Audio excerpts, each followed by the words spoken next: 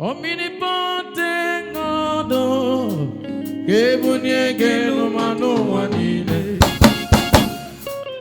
Oni Kupena no ya, Kebunye Genu Manu Wanile.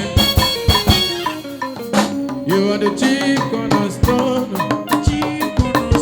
I declare you are the border. You are he that is and was and he that was, he that is and is to come. Anyekeneki enam, agana gidi gidi woke demma, agana gidi gidi woke demma. Yekari iachenebo, ibora kuko agabegege kucha. You are the greatest God, the rock of all ages. You never went to the school of doctor, but you are the greatest physician. Imu yoreba na kumkazo suchuku, manijira kagi judo wanine odogu. Abu yaku waja kongi chuku, chuku, chuku. Stronger than the strongest, hey, greater than the greatest. You are wiser than the wisest. Be thou lifted up above all creation. You feel your mimi, omini, omini, omini, omini, science. Hey, omini, science. Be thou lifted up above all creation.